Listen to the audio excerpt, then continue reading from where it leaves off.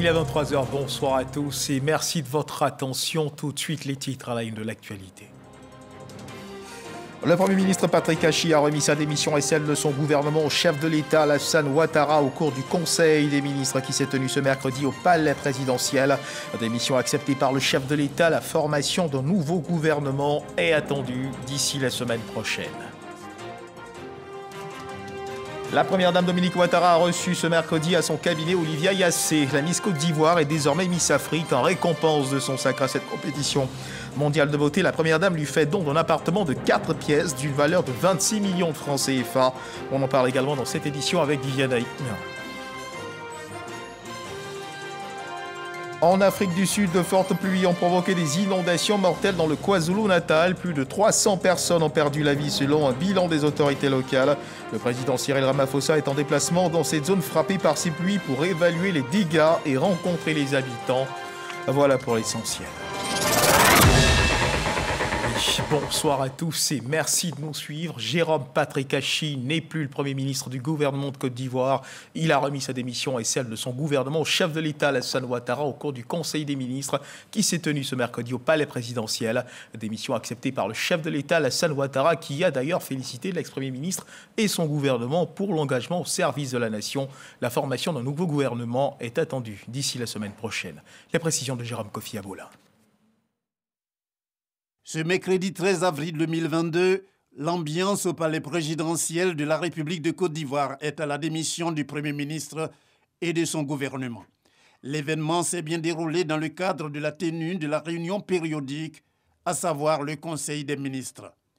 La démission a été présentée au président de la République par le chef du gouvernement, Jérôme Patrick Achi. Excellence, Monsieur le Président de la République, nous avons, avec l'ensemble de l'équipe gouvernementale, donner le meilleur de nous-mêmes pour mettre en œuvre votre vision 2030, celle d'une Côte d'Ivoire solidaire, dans le cadre du Plan national de développement 2021-2025.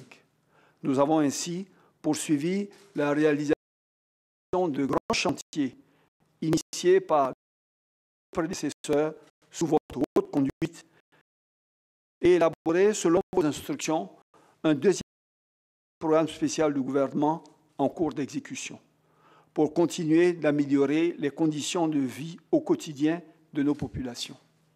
Dans le même temps, nous avons poursuivi les actions de maîtrise de la Covid-19, du défi sécuritaire lié à la situation sous-régionale ou des enjeux plus récents du puissant choc externe consécutif à la guerre entre l'Ukraine et la Russie.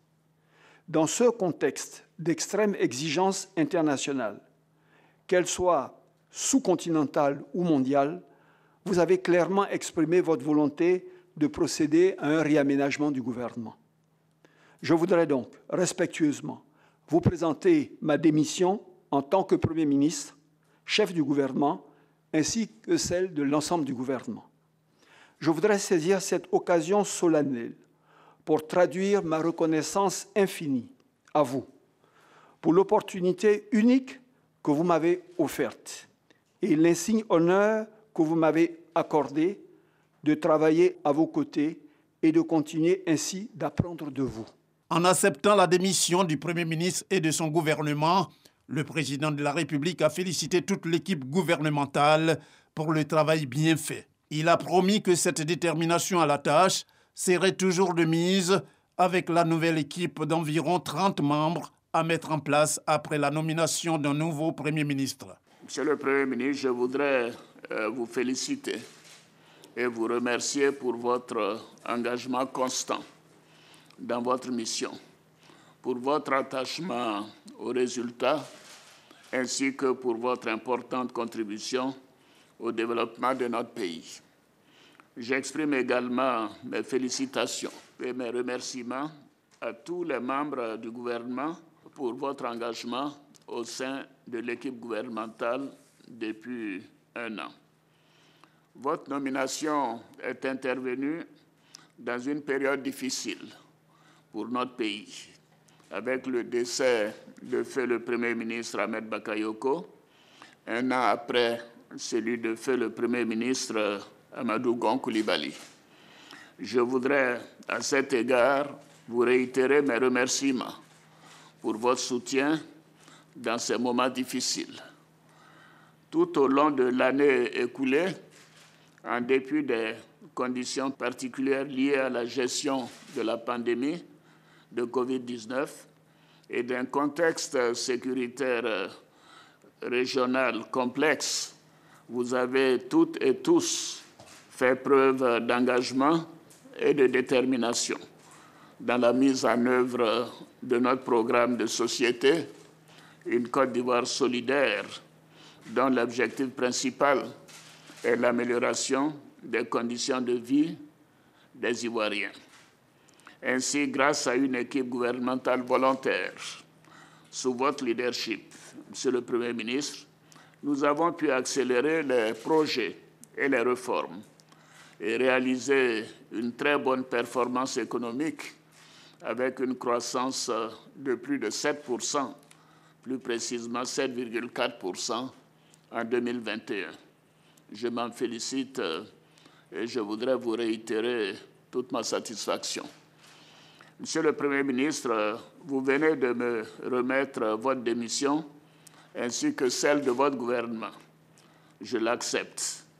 En vue de renforcer l'efficacité de l'action du gouvernement et pour tenir compte de la conjoncture économique mondiale actuelle, j'ai décidé de la réduction du nombre des ministres du gouvernement.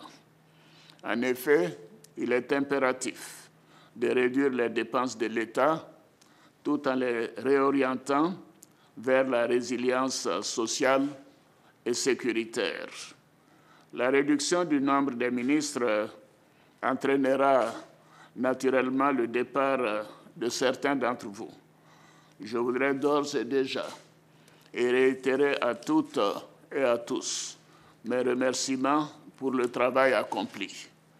À ceux qui ne seront pas reconduits dans le nouveau gouvernement, je voudrais vous dire que vous n'avez pas démérité. Au regard de votre expérience, je suis convaincu que vous pourrez continuer de servir notre pays dans d'autres responsabilités. S'agissant de la réunion en sa présente session, elle a permis de prendre 9 projets de décret, 2 mesures individuelles et 5 communications. L'une de ces mesures porte sur le projet pôle agricole industriel dans le Nord. Il s'agit à travers ce projet de pôle agro-industriel dans le Nord de réduire la pauvreté, d'amenuiser la dépendance du pays face aux importations alimentaires et surtout d'accroître de façon significative l'exportation des produits agricoles de rente. Le Conseil a aussi décidé de la mise en place d'un système pouvant permettre d'obtenir de l'eau potable grâce à l'énergie solaire. Notre pays, dans le cadre de l'amélioration des conditions de vie de nos concitoyens et surtout de la lutte contre la pauvreté, s'est résolument engagé dans des investissements dans les infrastructures socio-économiques de base, notamment en ce qui concerne la fourniture en eau potable et en électricité, donc à tous les ménages. Dans ce cadre, un projet d'installation de 1000 unités solaires a été engagé par notre pays afin de contribuer au remplacement ou à la réhabilitation des pompes manuelles défectueuses par des stations autonomes sur l'ensemble du territoire. Ces unités sont conçues pour fournir à la fois de l'eau potable et de l'éclairage grâce à l'énergie solaire. Outre les différentes décisions, le Conseil a informé sur le discours attendu du président de la République, Alassane Ouattara, devant les 2 chambres réunies, c'est-à-dire l'Assemblée nationale et le Sénat. C'est Yamoussoukro, la capitale politique de la Côte d'Ivoire, qui va accueillir l'événement le mardi 19 avril prochain. Et en attendant que cette nouvelle équipe gouvernementale soit connue, regardons ensemble l'agenda de la première dame Dominique Ouattara. Un appartement de 4 pièces d'une valeur de 26 millions de francs CFA. C'est le don de Dominique Ouattara, la première dame, à Olivia Yassé, la Miss Côte d'Ivoire et désormais Miss Afrique, parce que classée 2e dauphine, Miss Monde, la reine de beauté qui, rappelons-le, a illuminé de son charme cette compétition internationale. Olivia Yassé, la perle de beauté et d'intelligence, a été reçue ce mercredi au cabinet de la première dame. Viviane Haïm. Après son mémorable sacre comme deuxième dauphine au concours Miss Monde, qui s'est disputé dans la nuit du mercredi 16 au jeudi 17 mars dernier à Porto Rico, Olivia Yassé a été reçue ce mercredi 13 avril par la première dame de Côte d'Ivoire, Dominique Ouattara, à son cabinet, où une sympathique cérémonie était organisée en son honneur. Deuxième dauphine Miss Monde et Miss Afrique, Olivia Yassé était accompagnée de ses parents, des membres de sa famille et d'un représentant du Comici, le comité Miss Côte d'Ivoire, qui en premier a tenu à remercier vivement la première dame de Côte d'Ivoire, Dominique Ouattara, marraine de ce comité, pour son soutien constant à ses activités. La première dame ne nous a jamais lâchés. Elle nous a soutenus, même dans des heures difficiles, elle a toujours été là. Même quand les gens ne savent pas, elle est toujours avec nous. Et ça compte beaucoup. Et c'est une fierté pour nous de pouvoir vous faire honneur, alors que d'habitude c'est vous qui nous faites honneur. On est content d'avoir pu être à la hauteur de vos attentes en vous ramenant cette couronne mondiale. À son tour, Olivia Yassé a exprimé toute sa reconnaissance à la première dame de Côte d'Ivoire. Chère marraine, je voudrais vous remercier du fond du cœur pour votre attention maternelle, pour votre soutien, pour votre affection, pour vos conseils et pour votre appui financier à l'occasion de ma participation au concours Miss Monde 2021. Je vous prie, chère mère, de transmettre aussi tous mes remerciements à Monsieur le Président de la République pour son soutien et ses encouragements. Invitée à intervenir au nom du gouvernement, la ministre de la Culture et de l'Industrie des Arts et du Spectacle, Arlette Badou, a traduit la fierté et la reconnaissance du gouvernement et de toute la Côte d'Ivoire à celle qui est désormais la reine ivoirienne. Merci, chère reine de la beauté, pour cette image reluisante de la Côte d'Ivoire donnée à travers le monde. Voir le drapeau culturel ivoirien hissé si haut remplit nos cœurs de fierté à plus d'un titre. En effet, Olivia Yassé incarne l'image de la jeunesse ivoirienne actuelle. Une jeunesse bien formée, ambitieuse, dynamique, déterminée, une jeunesse responsable qui a des rêves et se donne les moyens de les réaliser. Et c'est d'ailleurs cette jeunesse que le chef de l'État, son Excellence, M. Alassane Ouattara, président de la République, souhaite pour la Côte d'Ivoire. Un tel sacre mérite récompense. Olivia Yassé a été royalement servie par sa marraine, la première dame de Côte d'Ivoire, Dominique Ouattara. Depuis son sacre, en tant que Miss Côte d'Ivoire, Olivia a toujours su mettre en évidence ses qualités d'ambassadrice de la beauté et de la culture ivoirienne avec une grâce et une intelligence remarquables. Sa participation à l'élection Miss Monde a fait battre les cœurs des Ivoiriens à l'unisson, comme c'est le cas lors des grandes compétitions sportives de nos équipes nationales.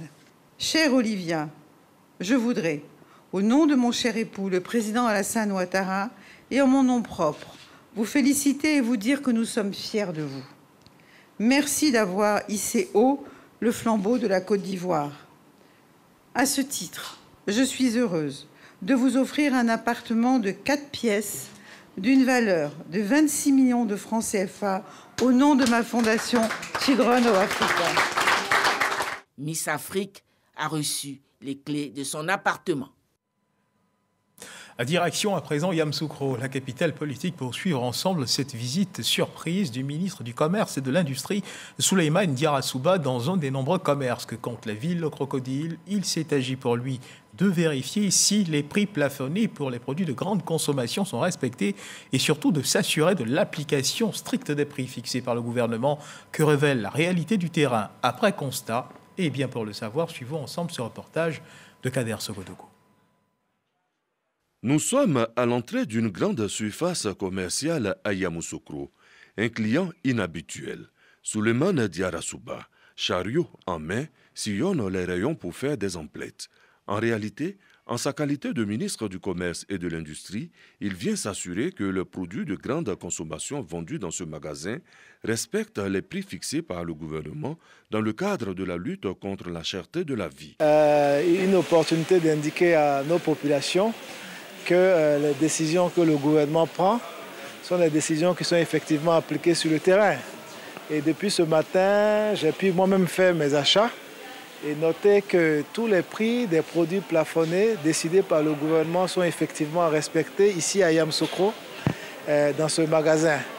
Et cela me rassure, je veux dire, par rapport en fait à l'engagement citoyen des commerçants et également à rassurer l'ensemble des consommateurs que les produits, notamment le riz, le lait, le sucre, les pâtes alimentaires, sont disponibles et également sont vendus au prix arrêté de commun accord avec les acteurs du commerce. Des grossistes qui mettent tout en œuvre pour accompagner le gouvernement.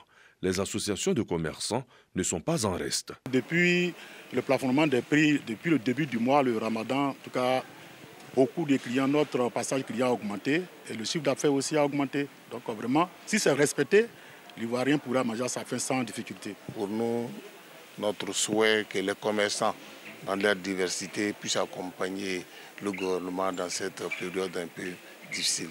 Les consommateurs attendent beaucoup du gouvernement dans cette lutte contre la cherté de la vie. Il y a des grosses surfaces qui nous offrent des possibilités.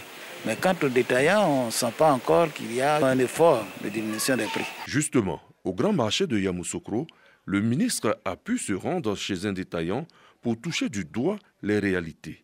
Les prix sont affichés effectivement et respectent les normes gouvernementales. Ici aussi, il faudra donner un message. Les décisions que le gouvernement prend à Abidjan ne concernent pas que les acteurs de commerce d'Abidjan. Ça concerne les commerçants qui sont sur tout le territoire national, dont Yamoussoukro et également les autres régions. Donc je profite pour lancer un appel à l'ensemble des commerçants d'appliquer de façon effective les décisions. Et également, j'encourage les associations de consommateurs à être vigilantes par rapport au respect de ces prix-là sur tout le territoire national. Lorsqu'ils constatent des difficultés, des manquements, ils peuvent saisir la direction régionale du commerce de la région ou également nous saisir à notre numéro vert, notre numéro gratuit, qui est le 1343. C'est par une boulangerie que le ministre du Commerce a terminé ses courses. En payant du pain, Souleymane Diarra-Souba le sait pertinemment. Il pourra ainsi vérifier le prix de la baguette et surtout le poids. 174 grammes, la baguette de 150 francs CFA et 200 francs CFA pour la baguette de 232 grammes. Et sur un autre terrain, celui de la contrebande, l'on note cette action de saisie réalisée par l'unité mobile d'intervention rapide des douanes ivoiriennes. 200 000 litres de gasoil saisis dans un entrepôt clandestin d'hydrocarbures dans le quartier de Marcory à Lyodan.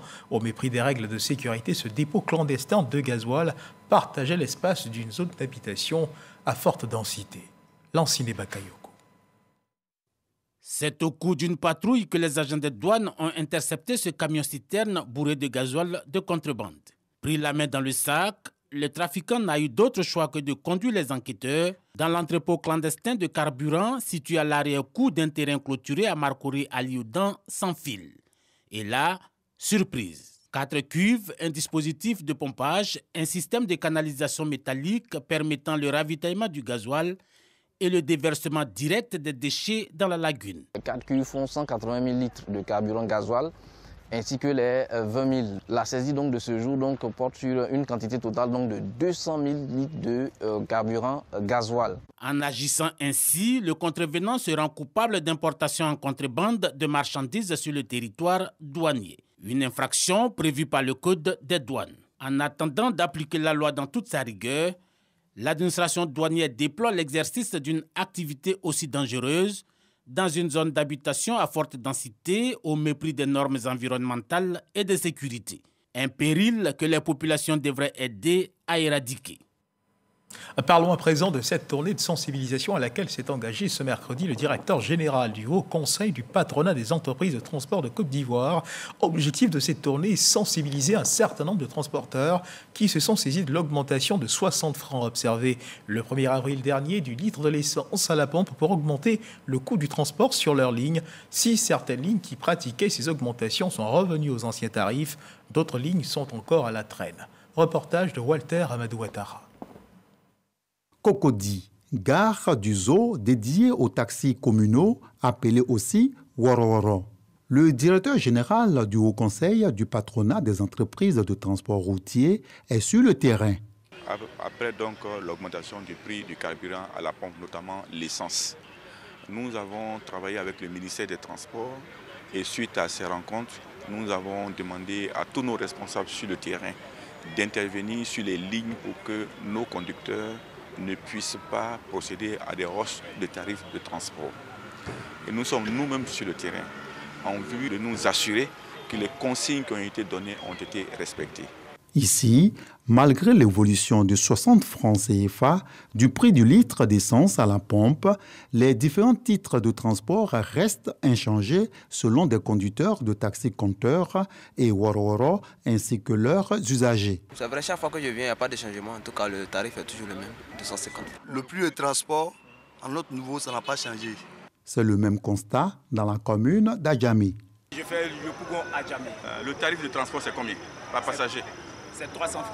Avant l'augmentation, c'était 300. Et aujourd'hui, c'est 300. C'est 300. Vous n'avez pas augmenté? On n'a pas augmenté. Vous êtes sûr? Oui. De Cocody à Yopougon, en passant par Adjamé, une seule ligne à Niangon, précisément celle qui dessert le segment Carrefour Lièvre Rouge, palais de justice, connaît une situation ambiguë. C'est au marché de Bagnon, mon palais. Tout le monde monte à 400. D'habitude, on paye à 300. Je suis obligé de compléter mes transports. Il n'y a pas eu d'augmentation de transport. Quand c'est direct, c'est 300.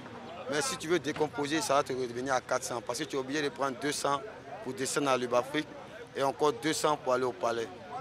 Afin d'éviter toute interprétation, le directeur général du Haut Conseil du patronat des entreprises de transport routier de Côte d'Ivoire souhaite un affichage du tarif de la ligne directe Carrefour Lièvre Rouge, palais de justice fixé ordinairement à 300 francs CFA.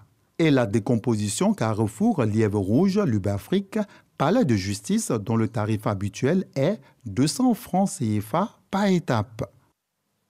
Et dans le fil de l'actualité, ce communiqué qui émane du ministère de l'Emploi et de la Protection sociale. Le ministre de l'Emploi et de la Protection sociale porte à la connaissance des populations vivant en Côte d'Ivoire qu'en application du décret numéro 2011-371 du 4 novembre 2011, modifiant et complétant l'article 2 du décret numéro 96-205 du 7 mars 1996, déterminant la liste et le régime des jours fériés. Le lundi 18 avril 2022, lundi de Pâques, est déclaré jour férié et chômé sur toute l'étendue du territoire national. Les femmes du Humboldt s'organisent pour exploiter la filière manioc. Le site à labourer de leur union des sociétés des coopératives producteurs de manioc a été visité par le ministre d'État, ministre de l'Agriculture et du Développement rural, Kobena Kwasi Adjoumani. Une visite de soutien du ministre d'État, Kobena Kwasi Adjoumani, à cette initiative des femmes du Humboldt. Charles Tête nous en parle. Les femmes du Humboldt misent sur le manioc pour assurer leur autonomie financière. La région dispose d'une union de sociétés des coopératives de producteurs de manioc, bénéficiaires d'un tracteur labourier déjà opérationnel. Avec le souci de voir en si peu de temps le pays s'autosuffire en matière de vivriers, gage de la baisse des prix des denrées alimentaires. Le ministre d'État, ministre de l'Agriculture et du Développement rural, Kobena Kwasi Adjoumani, sur le site à labourer par les productrices de manioc de Katiola, accompagné de son collègue des mines, du pétrole et de l'énergie, Thomas Kamara. Les femmes de la filière manioc du Humboldt ont voulu aussi cette visite du ministre d'État, ministre de l'Agriculture et du Développement rural, pour célébrer la première sortie de leur structure coopérative. Une célébration qui marque également le lancement officiel de leurs activités agricoles. Je crois que le Humboldt a une place à occuper dans le combat de la sécurité et la souveraineté alimentaire. à travers la production du manioc. Dans les actions à venir de l'USCOMA, nous voulons nous positionner à un niveau international. Oui, ensemble, nous pourrons y arriver. Les deux membres du gouvernement sollicités pour respectivement parrainer et présider la cérémonie saluent l'initiative. Le manioc entre pour une grande partie dans la consommation humaine et il est tout à fait normal que lorsque des initiatives se créent, que nous puissions les encourager. Nous remercions également tout le gouvernement avec à sa tête le Premier ministre, M. Patrick Achi, qui travaille tous les jours inlassablement pour que les Ivoiriens aient à manger, pour que les marchés soient approvisionnés, pour que la vie coûte moins cher. Le ministre d'État, Kobina Kwasi Adjoumani, venu à Katiola, les bras chargés, a fait don de 3 tricycles contenant des intrants agricoles, dont à l'Union des sociétés des coopératives de producteurs de manioc. Et à suivre à présent l'évolution de la Covid-19 en Côte d'Ivoire.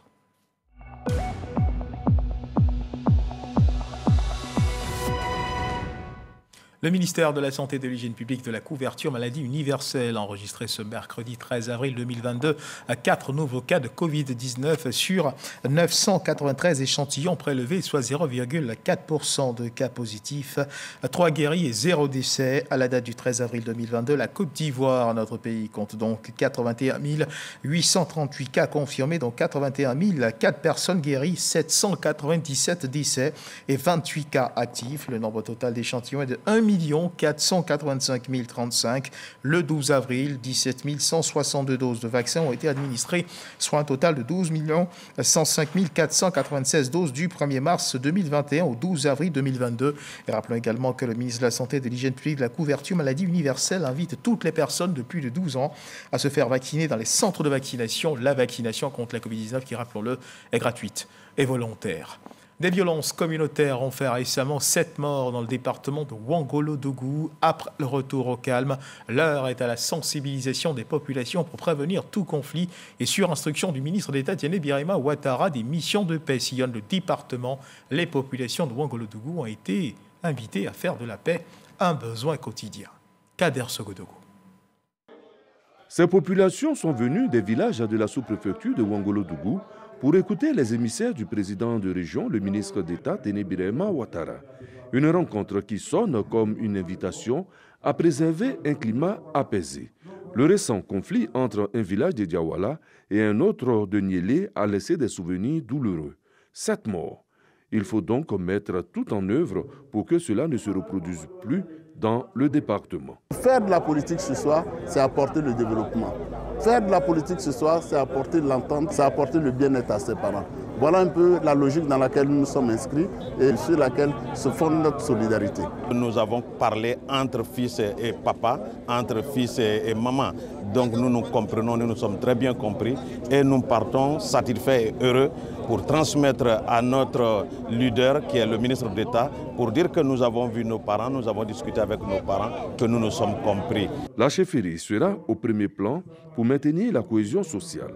Plus jamais de dégâts dans notre cité, plus jamais de dégâts dans le Tchologo, plus jamais de mauvaises interprétations dans le Tchologo. Nous allons partir ensemble, on ne va plus partir en rang dispersé. D'autres rencontres sont prévues pour une paix pérenne, gage de développement de toute la région du Tchologo.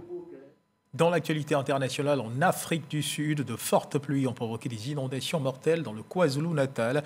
Plus de 300 personnes ont perdu la vie selon un bilan des autorités locales. La majorité des décès étant recensés à Durban et ses alentours. Des records de précipitations ont été enregistrés à plusieurs endroits. Des zones industrielles ont été dévastées. Région où le président Cyril Ramaphosa est en déplacement depuis ce mercredi pour évaluer les dégâts et rencontrer les habitants. Et toujours dans le tour du monde de l'actualité, la guerre en Ukraine. Le président ukrainien Volodymyr Zelensky veut plus d'armes pour défendre son territoire contre l'invasion russe. Le président américain a pour la première fois hier dénoncé un génocide pour qualifier l'action militaire de la Russie en Ukraine, un terme jusqu'à présent employé par le président Zelensky. Vladimir Poutine lui promet de poursuivre la lutte en faisant valoir des objectifs clairs et nobles, aider les gens dans le Donbass, une menace existentielle. Voilà ce qui justifierait sa guerre en Ukraine. Et juste avant de refermer les pages de cette édition, sachez que Jérôme Patrick-Achi n'est plus le Premier ministre du gouvernement de Côte d'Ivoire. Il a remis sa démission et celle de son gouvernement au chef de l'État, Alassane Ouattara, au cours du Conseil des ministres qui s'est tenu ce mercredi au palais présidentiel. Démission acceptée par le chef de l'État qui a d'ailleurs félicité l'ex-Premier ministre et son gouvernement pour l'engagement au service de la nation. La formation d'un nouveau gouvernement est attendue d'ici la semaine prochaine. C'est la fin de cette édition. Merci de nous avoir suivis. Dieu garde la Côte d'Ivoire.